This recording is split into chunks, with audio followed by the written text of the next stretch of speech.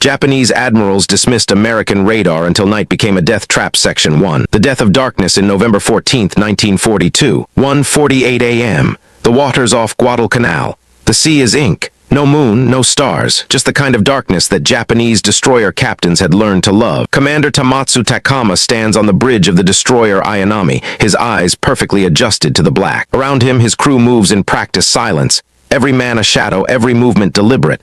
They don't need light. They've trained for this. For years, the Imperial Japanese Navy has owned the night. In the distance, somewhere in that absolute void, American ships are moving.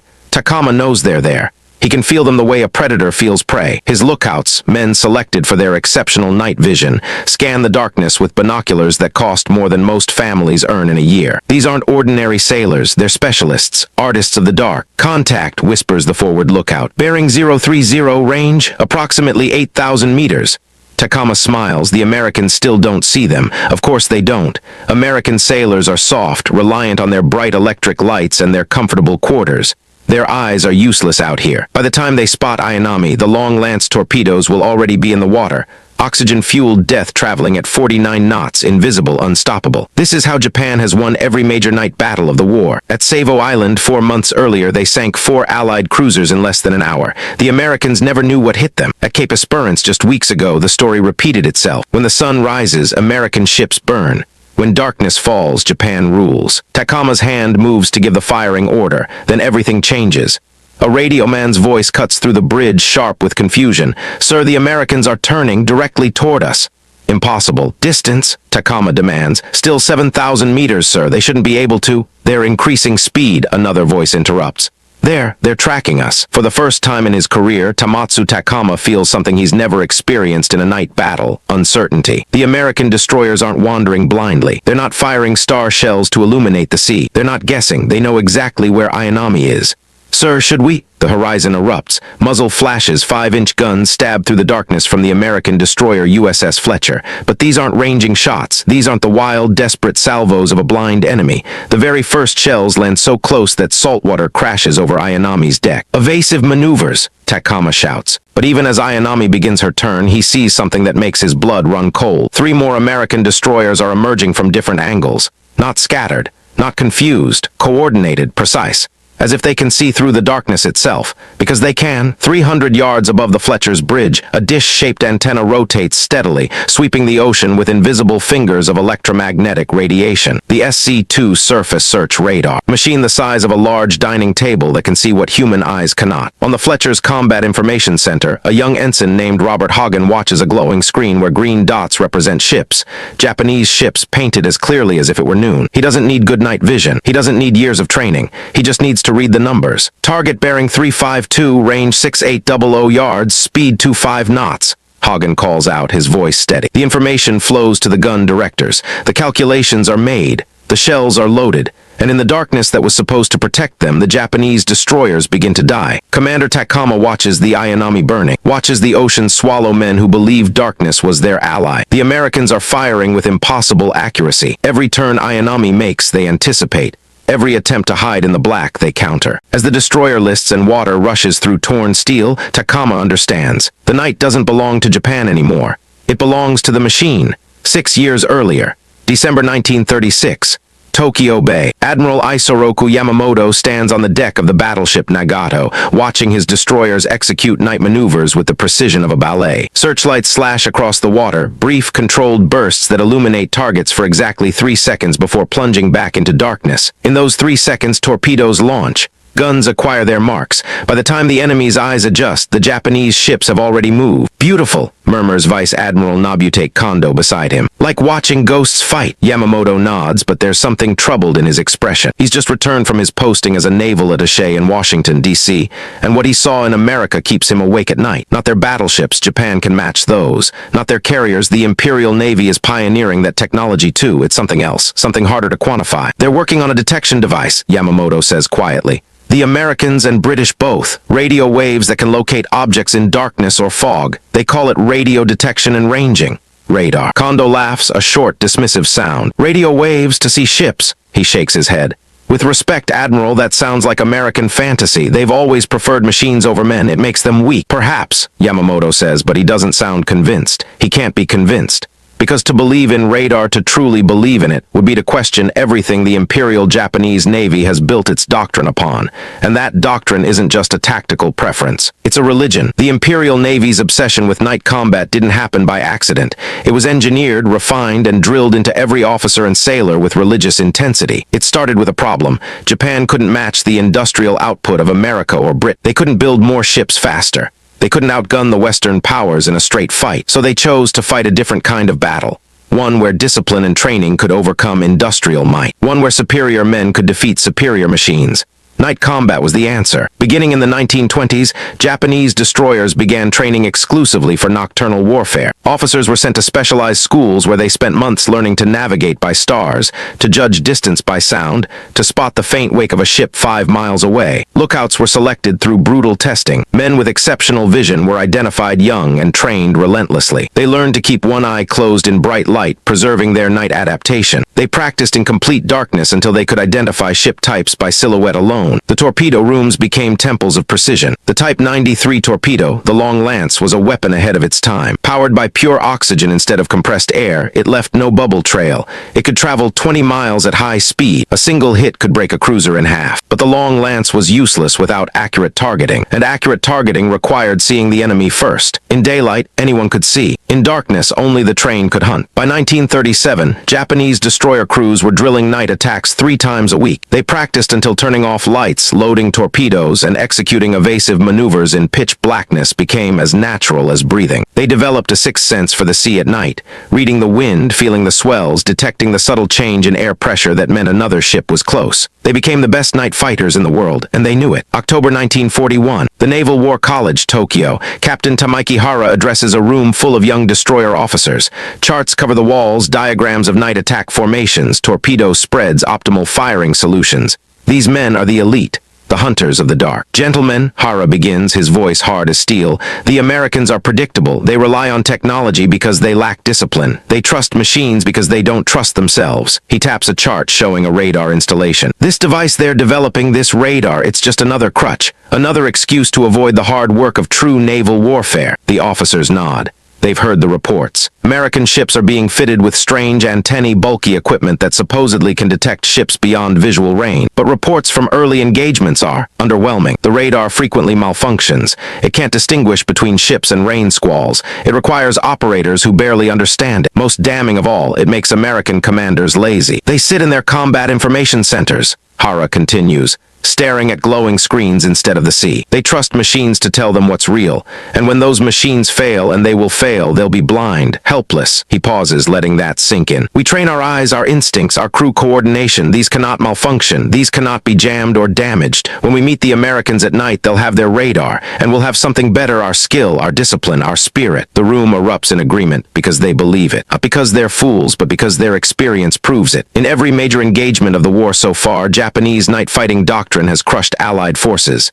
The British tried to fight at night off Malaysia. They were annihilated. The Americans tried at Savo Island. They lost 4 heavy cruisers. The doctrine works. The machines don't, at least not yet. November 12, 1942, flagship Hia approaching Guadalcanal. Vice Admiral Hiroki Abe reviews his battle plan one final time. He commands a force that should terrify any enemy: 2 battleships, 1 light cruiser, and 14 destroyers. His mission is simple: sail into Ironbottom Sound, shell Henderson Field into rubble, and withdraw before dawn. The Americans know he's coming. They have to, but Abe isn't worried. He's planned to arrive at night. His intelligence reports mention American radar, but the briefings dismiss it as unreliable. Too many false echoes. Too easily confused by weather. The real threat, his staff assures him, is if the Americans get lucky with their spotting aircraft at dawn. So Abe will strike fast, strike hard, and be gone before sunrise. What he doesn't know, what he can't know, is that the Americans aren't relying on luck anymore. The USS Helena, waiting in the darkness ahead, has just received a major radar upgrade. The SG Surface Search Radar. It's not like the old models. It's precise, reliable. And right now it's painting Abe's entire task force on a scope with crystalline clarity. 15 miles away, the Americans know the speed of every Japanese ship, their heading, their formation, and the Japanese have no idea they've been seen. All stations, comes the calm voice of Rear Admiral Daniel Callaghan over the American radio net. Prepare for surface engagement. We have multiple contacts inbound. In the Combat Information Center of the Helena, sailors watch the green dots creeping closer. No panic, no confusion, just men reading a machine that's about to change naval warfare forever. Above deck in the traditional fire control positions, other sailors stand ready, men who have trained with binoculars and star shells who still believe eyes are better than electronics. Tonight, both will be tested, and only one will prove right. November 13th, 1942. 1:24 a.m. Ironbottom Sound. Radar operator 3rd Class James Thompson has been staring at the green glow of the SG radar scope for 3 hours. His eyes burn. His back aches from hunching over the display. But he doesn't blink. Can't blink, because what he's seeing is impossible. Contacts bearing 310, range 27,000 yards, he reports, his voice cracking slightly. Count. Jesus. Count 13, no, 14 separate contacts. Large ones. In the Combat Information Center of the USS Helena, the officer of the deck leans over Thompson's shoulder. On the scope, a constellation of green blips crawls across the screen like luminescent insects. Each one is a ship. Each one is a threat. That's got to be wrong, someone mutters. The scope's seeing ghosts again. But Thompson knows what he's seeing is real. The returns are too solid, too consistent. He's been trained on this equipment for months.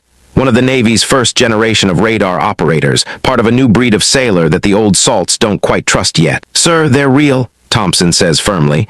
The returns are clean, multiple large vessels and numerous smaller escorts. They're headed straight for us. The information is relayed to Admiral Callaghan on the bridge of the USS San Francisco. But there's a problem, a deadly, systemic problem that's about to turn America's technological advantage into chaos. Callaghan is an old-school surface warfare officer. He earned his stars leading destroyers through gunfights, reading the sea with his eyes and his gut. He's brave, aggressive, and utterly unprepared for the weapon he's just been handed. He doesn't trust the radar.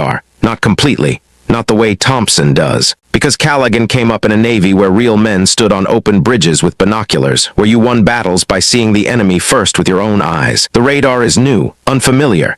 It feels like cheating somehow, like admitting that American sailors aren't as good as the Japanese at the traditional skills. So when the radar says the Japanese are 14 miles away, Callaghan hesitates. Hold fire, he orders. I want visual confirmation. On the Helena, Captain Gilbert Hoover stares at his radar plot in disbelief. They have perfect firing solutions. They could launch torpedoes right now, rain shells on an enemy that doesn't even know they've been detected. But Callaghan outranks him. The order is hold, so they wait, and the Japanese get closer. Aboard the battleship, Admiral Abe has no idea he's being watched. His lookouts scan the darkness with their expensive binoculars, their trained eyes, their years of experience. They see nothing but black water and blacker sky. Excellent, Abe murmurs. We've achieved complete surprise. His force maintains strict light discipline. Not a single illumination betrays their position. The destroyers move like knife blades through silk, creating minimal wake. Every man knows his role. Every gun crew stands ready. This is what the Imperial Japanese Navy does better than anyone else in the world. Abe checks his watch. 1:41 a.m. In less than an hour, Henderson Field will be under bombardment. By dawn, it will be unusable. The Americans will lose their crucial airbase and Guadalcanal will be starved of supplies. He's so close. The battle is already won. Then his forward lookout shouts, "Ships, bearing 090, range close, very close."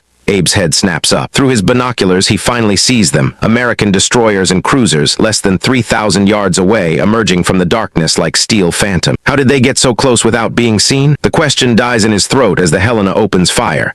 The darkness explodes. 15 6-inch guns erupt simultaneously from the Helena, and the night becomes day. The shells, 40 pounds of high explosive each, arc across the water at nearly 3,000 feet per second. The Japanese destroyer Akatsuki, caught completely off guard, takes multiple hits in the first salvo. Her searchlight, the one she was about to use to illuminate American targets, shatters. Her forward gun mount is obliterated. Flames erupt from her bridge. But the real devastation is psychological. The Americans aren't firing blind. They're not lobbing shells into empty water hoping for hits. Every salvo is targeted, precise, as if they can see through the darkness itself, because they can. On the Helena's radar scope, James Thompson calls out corrections in real time.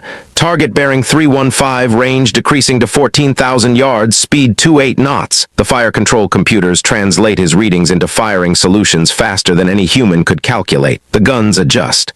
The shells fly, and Japanese ships burn. The Akatsuki is the first to die. Torpedoes in her tubes cook off from the fires, and she breaks apart in a massive explosion that lights up the entire sound. Men who have been blown overboard watch their ship fold in half and disappear beneath the waves. But the Japanese aren't helpless. They're the best night fighters in the world, and once they recover from the shock, they prove it. Destroyers launch long-lance torpedoes, 30 of them spreading through the water in calculated patterns. The torpedoes are perfect, fast, invisible, deadly. They don't need radar, they just need good initial targeting. and the Japanese excel at targeting. The USS Atlanta, a light cruiser, takes a long lance amidships. The explosion is catastrophic. The torpedo's 1,080-pound warhead tears through her hull and detonates in her forward engine room. The ship goes dead in the water, fires raging, her electrical systems destroyed, including her radar. Suddenly, she's blind in the traditional sense and the modern sense. The battle degenerates into chaos. A knife fight in a phone booth where neither side can properly see the other. American ships collide with each other in the darkness. Japanese destroyers launch torpedoes at shadows. Star shells burst overhead, casting brief, ghostly illumination that confuses more than it clarifies. And in the middle of it all, the battleship 35,000 tons of armored steel, becomes the focus of American fury. The HIA is designed to fight other battleships at ranges of 20 miles. Her 14-inch guns can hurl a shell weighing 1,485 pounds to the horizon. But those guns have a minimum elevation. They can't depress low enough to hit targets that are close. And the American destroyers are very, very close. The USS Laffey, a destroyer barely 1/10 of HIA's displacement, charges straight at the battleship like a terrier attacking a bear. At less than 1,000 yards, point-blank range in naval terms, she opens fire with every gun she has. 5-inch shells slam into HIA's superstructure. They can't penetrate the battleship's armor belt, but they don't need to. They shred the exposed bridge. They destroy fire control stations. They kill officers and radio men and lookouts.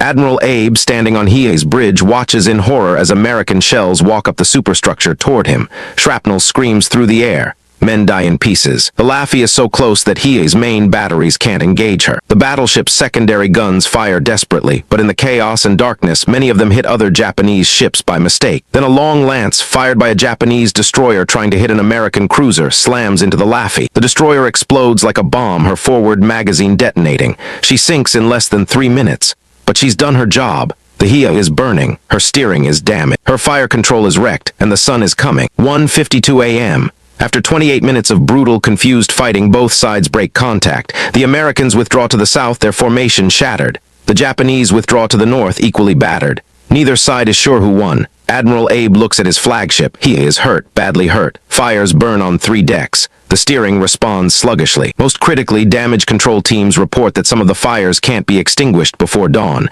before American aircraft arrive. Callaghan's force is in no better shape. The Atlanta is crippled. 2 destroyers are sunk. The San Francisco has taken dozens of hits, and Callaghan himself is dead, killed by a shell that struck his bridge. But as dawn breaks over Ironbottom Sound, the difference becomes clear. The Americans have radar-equipped search planes in the air within an hour. They locate the HIA easily, a massive smoking target limping northwest at barely 10 knots. By 8 a.m., dive bombers from Henderson Field arrive, the field that Abe was supposed to destroy, the field that's very much operational. The HIA fights for hours, her anti-aircraft guns blazing, but she can't maneuver, can't hide. The bombs find her again and again. By 6 p.m., Admiral Abe gives the order to abandon ship. The HIA, one of Japan's precious fast battleships, is scuttled by her own crew. She's the first Japanese battleship lost in the war, and she was sunk because she couldn't hide in the dark anymore. November 15, 1942. Combined Fleet Headquarters, Truk Atoll. Admiral Isoroku Yamamoto reads the action report from Guadalcanal 3 times. Each time he hopes the words will change. They don't. HIA sunk, Akatsuki sunk, Udachi sunk, nearly 1,000 men dead, and worst of all, Henderson Field still operational, the mission a complete failure. It's the details that trouble him most. The Americans opened fire with accuracy at ranges exceeding 12,000 meters, he reads aloud to his staff. In total darkness, without illumination rounds, multiple witnesses report the enemy seemed to anticipate our maneuvers before we executed them. Vice Admiral Mato Mugaki, Yamamoto's chief of staff, shifts uncomfortably. Admiral Abe suggests the Americans may have gotten lucky. Perhaps they had submarines spotting for them, or lucky. Yamamoto's voice is quiet, but it cuts like a blade. Admiral Abe achieved tactical surprise. He approached under perfect conditions. His lookouts saw nothing until the Americans were already firing. That's not luck, Yugaki, that's technology. He taps the word on the report, radar. The Americans are using their detection equipment effectively now. We dismissed it as unreliable. We were wrong. The room goes silent. What Yamamoto is suggesting borders on heresy. The entire Japanese naval doctrine, the strategy that's won every night engagement of the war, is built on human superiority over machines. Captain Tamaiki Hara, one of Japan's most successful destroyer commanders, speaks carefully. With respect, Admiral, one engagement doesn't overturn years of proven tactics. The radar may have helped them initially, but the battle still devolved into close-range chaos. Traditional skills still mattered most. Traditional skills, Yamamoto repeats slowly. He stands and walks to the window, looking out at the anchorage where Japan's fleet rides at anchor. Battleships, carriers, cruisers, the most powerful naval force Japan has ever assembled, and suddenly he's not sure it's enough. Gentlemen, I spent 2 years in America. I walked through their factories. I saw their production lines. Do you know what frightened me most? He turns to face them. Not their battleships, not their carriers, their capacity. America can outbuild us 10 to 1, maybe 20 to 1. Our only advantage has been superior training, superior tactics, superior fighting spirit. He pauses, letting that sink in. But what happens when a machine can do in seconds what takes our lookouts years to learn? What happens when any American sailor with 3 months of training can see as well in the dark as our most experienced officers? No one answers, because they know the answer. They just don't want to say it. November 30th, 1942. The naval battle of Tassafaronga. Maybe it's pride. Maybe it's institutional inertia. Maybe it's the simple fact that changing doctrine is like turning a battleship. It takes time, distance, and determination. Whatever the reason, the Imperial Japanese Navy decides that Guadalcanal was an aberration. An unlucky engagement. Nothing more. They'll try again. Do it right this time. Rear Admiral Reizo Tanaka commands 8 destroyers loaded with supplies for the starving Japanese garrison on Guadalcanal. It's a Tokyo Express run, a high-speed dash down the slot to deliver troops and supplies, then escape before dawn brings American aircraft. Tanaka is everything the Imperial Navy values. He's aggressive, skilled, and utterly fearless. His destroyer squadron has executed these runs dozens of times. He knows every reef, every current, every trick of these waters. And he knows the Americans will be waiting. The U.S. Navy has assembled a cruiser force specifically to intercept him. 5 cruisers and 4 destroyers under Rear Admiral Carleton Wright. More importantly, they're equipped with the latest radar sets, the SG models that proved so effective at Guadalcanal. On paper, it's no contest. Cruisers outgun destroyers. The Americans have more ships, better radar, and they're in a perfect ambush position. But Tanaka has something else, 20 years of night combat training and an almost supernatural understanding of his weapons. 11:16 p.m., 20 miles west of Guadalcanal. Multiple contacts, the radar operator aboard the USS Minneapolis reports. Bearing 290, range 23,000 yards, count. 8 separate targets. Admiral Wright has learned from Callaghan's mistake. This time, he trusts the radar. His cruisers turn in perfect unison, their fire control computers calculating solutions based on the electronic data pouring in from their radar sets. Commence firing, Wright orders. The cruisers erupt. 60 guns fire in near simultaneous salvos. The shells arc through the night sky, aimed at targets the gunners can't even see. Aboard Tanaka's flagship, the destroyer Naganami, a lookout shouts a warning seconds before the first shells land. Tanaka, standing on the open bridge, watches geysers of water erupt around his formation. Close, too close. They're using radar, he says calmly to his officers. They know exactly where we are. A younger officer looks terrified. Sir, should we withdraw? Tanaka smiles, a cold, predatory expression. No, we attack, because Reizo Tanaka understands something fundamental. Radar can see through darkness, but it can't see the future. It can tell you where a ship is, but not where it's going to be. And torpedo warfare is all about prediction. All ships, he orders over the radio, spread formation, prepare long lances, fire on my command. The 8 destroyers scatter like leaves in a hurricane. They're not running, they're maneuvering, creating multiple firing positions, forcing the Americans to split their attention. The cruisers keep firing, their radar guiding their guns. But hitting a maneuvering destroyer at 20,000 yards, even with radar, is like shooting at a jackrabbit from 100 yards away. Possible, but not easy. And while the Americans fire their guns, Tanaka arms his real weapons. The Type 93 long lance torpedo is about to have its finest hour. Each of Tanaka's destroyers carries 8 torpedoes. That's 64 torpedoes total. They don't need to see the American cruisers. They just need to know approximately where they are and how fast they're going. The radar gives them that. The Americans' own muzzle flashes give them that. Fire! Tanaka commands, compressed oxygen hisses. Torpedoes splash into the water, accelerate to 49 knots, and disappear into the darkness. No bubble trails, no noise, just 64 invisible spears racing through the black water. The Americans don't even know they're coming. On the bridge of the Minneapolis, Admiral Wright is pleased. His cruisers have been firing for 12 minutes, and while they haven't scored any definite hits yet, the Japanese destroyers seem to be withdrawing. The radar shows them pulling back, breaking contact. Cease fire, Wright orders. All ships reform. The first torpedo hits Minneapolis below her forward turrets. The explosion is catastrophic. The torpedo's massive warhead tears a 40-foot hole in the cruiser's bow. Forward section, everything ahead of turret 1, simply disappears in a shower of steel and flame. Men in the forward berthing areas die instantly, crushed or drowned before they can even scream. But the Minneapolis is lucky. She's first in line. The torpedoes behind her have more targets. The New Orleans takes a long lance just aft of her forward turrets. The explosion detonates the forward magazines. When the smoke clears her entire bow, everything forward of turret 2 is gone. Simply erased. The cruiser looks like a shark that lost a fight, her broken front submerged, her remaining structure pointing skyward. The Pensacola takes 1 torpedo amidships. Her fuel tanks explode. Fire engulfs 3 decks. The Northampton, the newest, most modern cruiser in the force, takes 2 torpedoes on her port side. She lists immediately, her engine room's flooding. Within minutes, it's clear she's not going to make it. 30 minutes ago, Wright commanded 5 heavy cruisers and held every advantage. Now 4 of his cruisers are crippled or sinking. The Minneapolis, New Orleans, and Pensacola are barely afloat, their bows shattered, limping toward the nearest harbor at 4 knots. The Northampton is going down with over 50 men still trapped inside. And Tanaka's destroyers, they've escaped without significant damage, disappearing into the darkness they still know how to use. December 1st, 1942, Pearl Harbor, Hawaii. Admiral Chester Nimitz, Commander-in-Chief Pacific Fleet, stares at the photographs of the damaged cruisers. The New Orleans looks like something from a nightmare. A capital ship with no bow, her broken structure protruding from the water like a broken tooth. "Gentlemen," he says to his assembled staff, "explain to me how we had radar, superior numbers, and perfect positioning, and still got our asses kicked." Captain Edwin Layton, his intelligence officer, speaks first. "Sir, the Japanese are still superior at night combat. Their torpedoes have longer range than we estimated. Their torpedo tactics are more sophisticated than we believed possible. And our radar? The radar worked perfectly, sir. We knew exactly where they were. We opened fire first, but..." Layton hesitates. "Knowing where the enemy is doesn't mean you can hit them, especially when they're maneuvering aggressively at high speed. And we never saw the torpedoes coming until they hit." Nimitz nods slowly. He's beginning to understand the problem. Radar is a revolutionary tool, but it's not a magic wand. It doesn't guarantee victory. It's only as good as the doctrine built around it, the training of the operators, and the willingness of commanders to trust it completely. At Guadalcanal, the Americans had the technology but used it hesitantly. At Tassafaronga, they used it aggressively but without fully understanding its limitations. The Japanese, meanwhile, are still winning night battles the old-fashioned way. Superior training, superior weapons, and superior tactical thinking. But Nimitz is a pragmatist. He looks at the bigger picture. Tassafaronga was a tactical victory for Japan, yes, but strategically it changed nothing.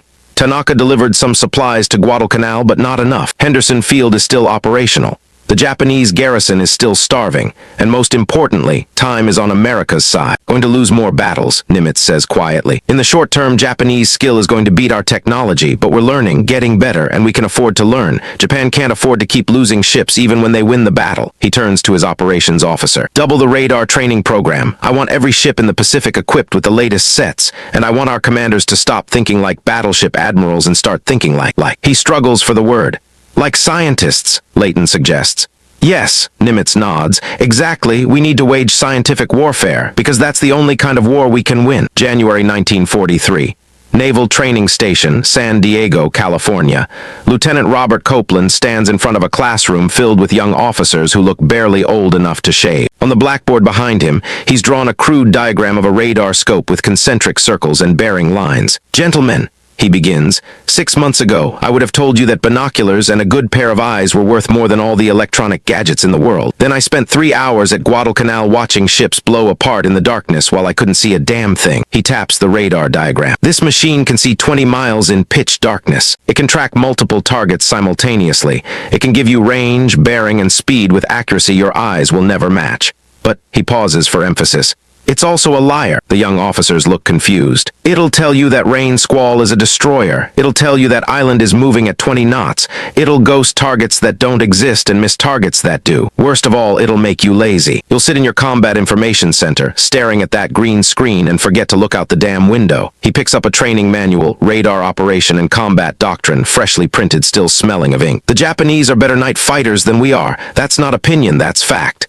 They've been training for 20 years while we've been playing with gadgets. But we have something they don't. We're willing to learn, to adapt, to admit when we're wrong." Copeland opens the manual to a bookmarked page. "This is the result of every mistake we made at Guadalcanal and Tassafaronga. Blood lessons. Some of you will die learning the rest. But if you pay attention, if you trust your equipment while staying skeptical, if you learn to wage a new kind of warfare," he looks at each young face, "you might live long enough to teach the next batch." The Americans are doing something the Japanese cannot. They're systematizing their failures. Every engagement is analyzed, every mistake documented, every success replicated. Officers who survive battles are pulled from the line and sent to training schools where they teach others what they learn. Radar operators who perform well are identified and their techniques studied, then incorporated into training manuals. It's not glamorous, it's not heroic, but it's effective. The Japanese system doesn't work this way. In the Imperial Navy, knowledge is personal, passed from master to student through years of apprenticeship. A skilled lookout might train 1 or 2 proteges in his career. A talented torpedo officer might share his insights with his crew, but those insights die with him if his ship sinks.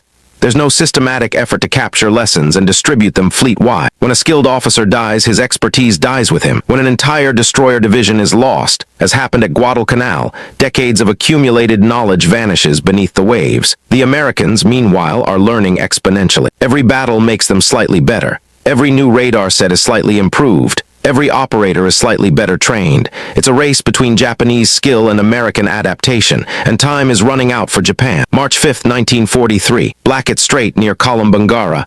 Commander Frederick Moosbrugger has studied the Japanese Tokyo Express runs with obsessive attention. He's read every after-action report. He's interviewed survivors. He spent hours in the radar trainer learning the equipment's quirks and capabilities. Tonight, he's commanding a destroyer division tasked with intercepting a Japanese supply run. 4 destroyers against what intelligence suggests will be a similar-sized Japanese force. But Moosbrugger isn't planning to fight the way the Japanese expect. All ships, he radios his division, maintain strict radio silence, kill all lights. We're going to use the radar exclusively for the approach. No visual sighting unless absolutely necessary. His executive officer looks nervous. Sir, shouldn't we at least try to spot them visually if the radar fails? If the radar fails, we're screwed anyway, Moosbrugger cuts him off. But it won't fail. I've tested this equipment for 3 months. I know what it can do. More importantly, I know what we can do with it. At 11:43 p.m., the radar picks up 4 contacts entering Blackett Strait. Range, 22,000 yards. They're in column formation, the radar operator reports. Speed approximately 30 knots, heading 180. Moosbrugger doesn't even bother with binoculars. He's watching the radar plot, and in his mind, he's running calculations. The Japanese are predictable. They always run these missions the same way. High speed, column formation, minimal maneuvering until they reach the unloading point. Come left to course 270, he orders. Increase speed to 25 knots. We're going to cross their T. It's one of the oldest naval tactics in existence.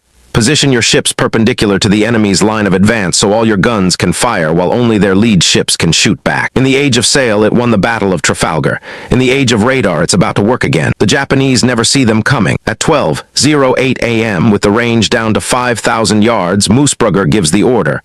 All ships commence torpedo attack. Fire on radar bearings. 24 torpedoes launch into the darkness.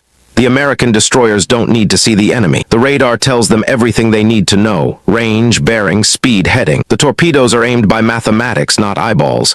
The Japanese destroyer Arashi takes 2 torpedoes simultaneously. She breaks in half and sinks in under a minute. The Hajikaze takes 1 amidships and goes dead in the water. The Shigyur manages to evade, her captain's instincts saving his ship at the last second. But the Kawakaze isn't so lucky. A torpedo tears away her stern, leaving her crippled and burning. 3 out of 4 Japanese destroyers destroyed or crippled. 0 American losses. When Rear Admiral Tamaji Koyanagi reads the report, he feels something he's never experienced in 25 years of naval service. Doubt. April 1943. Combined Fleet Headquarters. We're losing the night, Admiral Ugaki admits quietly in a private meeting with Yamamoto. Not all at once, not decisively, but ship by ship, engagement by engagement. We're losing our advantage. Yamamoto doesn't disagree. The evidence is mounting. American radar-directed attacks are becoming more effective. Japanese surprise attacks are becoming less surprising. The Americans are learning to coordinate their radar information across multiple ships, creating a picture of the battlefield that no single lookout could match. We need radar, Ugaki says. Our own sets, better ones. We have radar, Yamamoto replies. The Type 21 set, it's installed on several ships. It's worthless, Ugaki says bluntly. Range of 8 kilometers on a good day. It can't see targets in rough seas. The Americans have sets that can see 40 kilometers accurately. We're bringing swords to a gunfight, sir. Yamamoto knows this.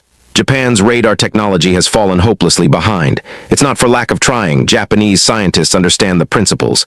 But developing effective radar requires resources Japan doesn't have. Manufacturing capacity, rare materials, time to test and refine. Most of all, it requires a shift in military culture that values machines as much as men. And that shift is happening too slowly. Even if we develop better radar tomorrow, Yamamoto says. We'd need 2 years to produce enough sets, install them fleet-wide, and train operators. We don't have 2 years. The math is brutal. Japan is losing ships faster than it can replace them. American shipyards are launching destroyers and cruisers at a pace that seems impossible. Every month, the balance tilts further. Then what do we do? Yugaki asks. Yamamoto is silent for a long moment. Outside his window, the fleet that was supposed to conquer the Pacific rides at anchor. Still powerful, still dangerous, but suddenly tragically finite. We fight with what we have, he finally says. We continue to exploit every advantage our training gives us, and we hope it's enough. But in his heart, he knows it won't be. July 6, 1943, Kula Gulf. The Americans are getting cocky now. Their radar has worked so well in recent engagements that some commanders are starting to treat night battles as routine. Just another mission. Just trust the radar, follow the procedures, and collect your victory. Rear Admiral Walden Ainsworth is commanding a cruiser-destroyer force tasked with intercepting another Tokyo Express run. He's got 3 light cruisers and 4 destroyers, all equipped with the latest radar. Intelligence says the Japanese will have 10 destroyers loaded with supplies. Ainsworth plans to massacre them. Contact bearing 335, range 24,000 yards. The radar operator reports at 1:06 a.m. Multiple targets. Right on schedule, Ainsworth mutters with satisfaction. All ships prepare to engage on radar bearings. But something's different tonight. The Japanese have learned a few lessons of their own. Rear Admiral Teruo Akiyama, commanding the Tokyo Express run, knows the Americans have radar. Knows they'll detect his force from long range. Knows they'll try to engage with radar-directed gunfire before closing for visual combat, so he's planned for it. Launch torpedoes, Akiyama orders when his primitive radar, far inferior to the American sets, picks up contacts at 18,000 yards. Maximum range spread, fire now before they close. It's a gamble, firing torpedoes at extreme range at targets you can barely detect, hoping they'll run long enough to find something. It's wasteful. Desperate, it's also brilliant. The American cruisers open fire at 1:08 a.m., their 6-inch guns illuminating the night. The Japanese destroyers are taking hits almost immediately. The radar is working perfectly. Then at 1:12 a.m., the USS Helena, the same cruiser that pioneered radar-directed fire at Guadalcanal, takes 3 long lance torpedoes. The explosions break her back. She folds in the middle like a closing book and sinks in less than 15 minutes, taking 168 men with her. The Americans are stunned. How did torpedoes hit them from 20,000 yards? How did the Japanese even know where to fire? The answer is simple. Desperation breeds innovation. The Japanese, realizing they can't match American radar, have started using their inferior sets not for gunnery, but for long-range torpedo solutions. It's inaccurate. It wastes torpedoes. But when you're losing the war, you try anything. We sank one of their cruisers, a young officer says excitedly to Admiral Akiyama after the battle. Akiyama doesn't smile. We also lost 2 destroyers and delivered only 30 tons of supplies. The Americans lost 1 ship. They have hundreds more. The young officer's enthusiasm dies. Because Akiyama understands what some of his colleagues still don't. Winning individual battles doesn't matter anymore. Japan is bleeding ships it can't replace while fighting an enemy that launches a new destroyer every week. The night still belongs to Japan, sometimes. But the darkness is shrinking. November 2nd, 1943. Empress Augusta Bay, Bougainville. Rear Admiral Sentaro Amori is a confident man. He's commanding a force of 4 cruisers and 6 destroyers. One of the most powerful surface action groups Japan has sent into combat in months. His mission is to disrupt the American landing at Bougainville and destroy any naval forces he encounters. He's supremely qualified for this. Amori is a veteran of multiple night engagements. His flagship, the heavy cruiser Myoko, is a formidable vessel. His crews are experienced, well-trained, and hungry for a decisive victory.